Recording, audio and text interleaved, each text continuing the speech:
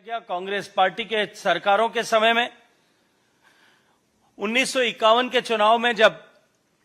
ये घोषणा की गई थी, कांग्रेस और एनसी ने यह तय किया था कि सभी मतदान क्षेत्रों में, सभी चुनाव क्षेत्रों में केवल एनसी के ही उम्मीदवार खड़े होंगे, उसके अतिरिक्त कोई उम्मीदवार खड़ा नहीं हो सकता। जम्मू प्रजा परिषद के जो कैंडिडेट्स खड़े हुए थे, उन सब के candidature form, application form, nomination form reject कर दिए गए और बिना किसी विरोध के निर्विरोध सारी की सारी थी। ये खुला खेल,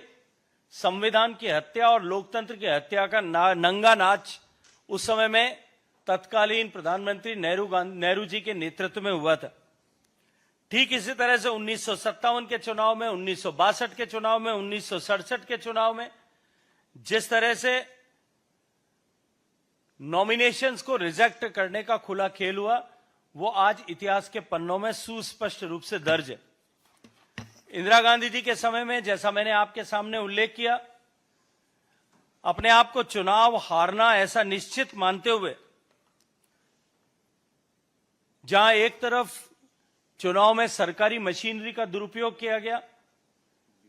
धन का दुरुपयोग किया गया, लेकिन उससे पहले भी 1963 से 67 के कालखंड में भी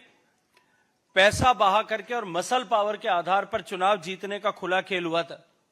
मैं याद दिलाना चाहता हूं कि यहां ज्यादातर आप सब युवा पत्रकार मित्र बैठे हैं। यदि पुराने अखबारों को या पुराने लोगों से आप चर्चा करेंगे तो आप पाएंगे कि उस समय एक नारा हुआ था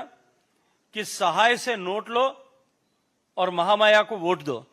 इंदिरा गांधी जी को वोट, चुनाव जिताने के लिए खुलेआम ये नारा पब्लिकली लगाया जाता था कि सहाय, जो उनके चुनाव का संचालन करने वाले थे, कि उनसे नोट लेकर के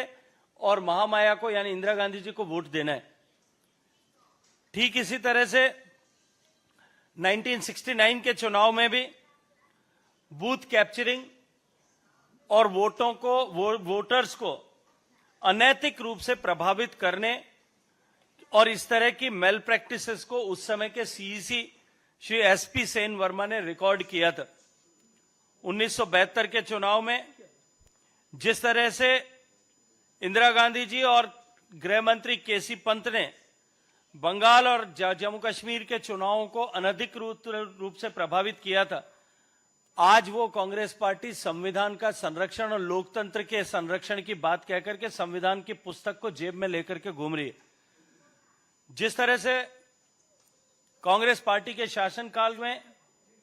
उनके नेतृत्व में, उनके संरक्षण में 60 के दशक से लेकर के 70 के दशक तक हम सब लोगों ने, और आप चाहें तो YouTube पर इसके बहुत सारे वीडियोस आपको सबको देखने को मिलेंगे,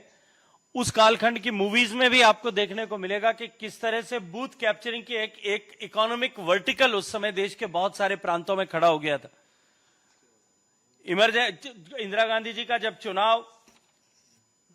इलाहाबाद हाईकोर्ट ने यह तय करते हुए, प्रमाणित मानते हुए कि यह चुनाव अनैतिक साधनों के तहत जीता गया है, जब चुनाव खारिज कर दिया गया था,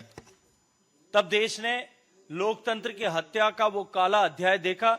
और देश में इमरजेंसी थोप करके देश के नागरिकों को लोकतंत्र और संविधान के द्वारा प्रदत्त मौलिक अधिकारों से वंचित कर दिया गया था।